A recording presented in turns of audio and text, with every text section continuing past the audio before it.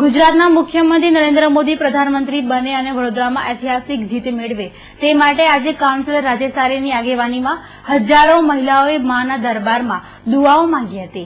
ચૈત્ર નવરાત્રના પાવન પર્વે કાઉન્સિલર રાજેશ સારે દ્વારા વડોદરાના કુળદેવી મા તુલજા ભવાની માતાના દર્શન માટેનું આયોજન કરવામાં આવ્યું હતું। રાજેશ સારેના નિવાસ સ્થાનેથી રણુ યાત્રાધામ માટે હજારો મહિલાઓ જોડાઈ ગઈ હતી। ગુજરાતના મુખ્યમંત્રી નરેન્દ્ર મોદી દેશના પ્રધાનમંત્રી બને તે માટે આ ધાર્મિક યાત્રાનું આયોજન કરવામાં આવ્યું હતું। આજે સવારે ધાર્મિક વિધિ અનુસાર યાત્રાને રાજેશ સારે દ્વારા પ્રસ્થાન કરવામાં આવી હતી।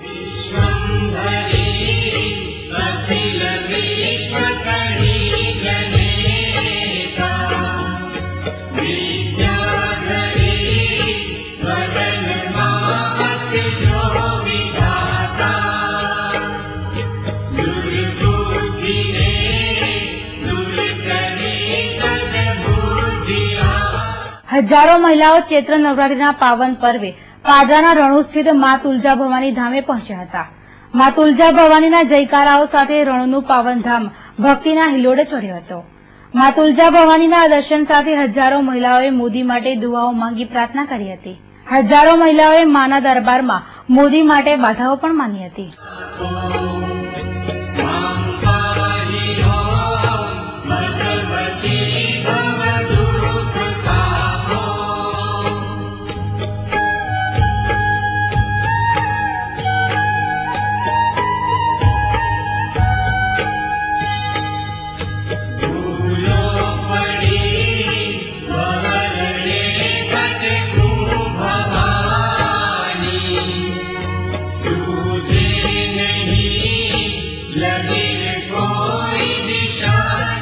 તુળજા માતાનું મંદિર એ આપણા રાજી પરિવારના માતાજી છે। તુળજા માતા તે અહીંયા ગાડી એટલે આપણા સર સયાજીરાવ ગાયકવાડ છે એમના ખુદના માતાજી છે અને તે વખતે આજથી લગભગ આમ જોવા જઈએ તો વર્ષ વીતી ગયા, પણ હું પોતે જ્યાં સુધી જાણું છું ત્યાં સુધી હું પોતે અહીંયા 40 વર્ષથી અહીંયા દર્શન કરવા માટે અમે લોકો આવીએ છીએ। અને સંજોગ એવા થયા કે આપણા રાજેશભાઈએ અહીંયા આમ તો લગભગ 3-4 વર્ષથી ઉપાડે જ છે બસો, અને અમે લોકો માતાજીને પ્રાર્થના કરવા માટે આવ્યા છે કે માતાજી આ વખતે નરેન્દ્રભાઈ મોદીને પણ ખૂબ જંગી મતી અને ખૂબ વટથી જીતાડે। અને માતાજીનો અમે આગળ ખૂબ બધી બહેનો લગભગ 20 થી 22 બસો કરીને આવ્યા છે વોર્ડ નંબર 12 માંથી, અને ખૂબ સારી રીતે માતાજીને ખૂબ પ્રાર્થના કરીએ છીએ કે નરેન્દ્રભાઈ મોદી આમ તો દેશ માટે ઘણું બધું કાર્ય કરે છે અને કરતા હજુ બીજા 10 વર્ષ તો લગભગ લાગે તો આપણું જે ગુજરાત છે અને આપણો જે દેશ છે એ બહારની કન્ટ્રી જેવો પણ થઈ શકે એમ, એટલે અમે પણ પ્રાર્થના કરીએ છીએ કે નરેન્દ્રભાઈ મોદી ખૂબ જંગી મતથી જીતે। તુલજા માતાના દર્શન કરવા આવ્યા છે, અમને રાજેશભાઈ લઈને આવ્યા છે।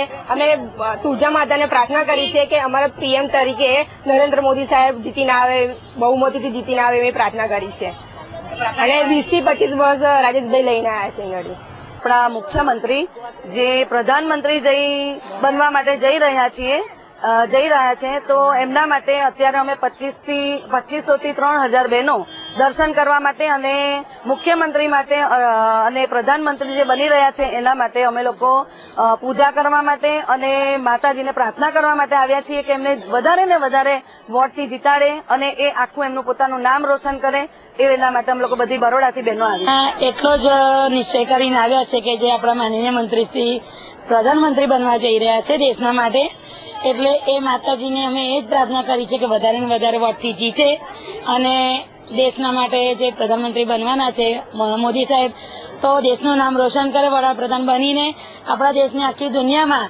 એક ઓળખ ઉભી કરાવે એવી સારી પ્રતિષ્ઠા બને, એટલા માટે માતાજીને અમે પ્રાર્થના કરવા માટે અહીંયા આવ્યા છીએ। માતાજીના દર્શન કરવા આવ્યા છે। આ બધા રાજેશભાઈ બધા મેલા મંડળને લાયા છે, દર્શન કર્યા। હવે અમે માતાજીને બધી મહિલાઓએ એ પ્રાર્થના કરી છે કે અમારા રાજેશભાઈ ભાજપમાં છે એ પ્રમાણે અમારે નરેન્દ્ર મોદીને પ્રધાનમંત્રી બનાવીએ। આ બધી મહિલા મંડળ એમને શુભ ઈચ્છા પાઠવીએ છીએ। બસ અમારી માતાજીને એ આરાધના છે કે અમારા ભારતનો પ્રધાનમંત્રી નરેન્દ્ર મોદી બને। શક્તિશાળી મંદિર છે માતાજીનું, એમાં બહુ અગત્ય તમે ગમે તે બાજાર ગમે તે રાખો ને તો ફરી થાય ને થાય, અને રાજેશભાઈ લઈ આવ્યા અને મોદી આખા ઓલ ઇન્ડિયામાં ડંકો વાગવાનો।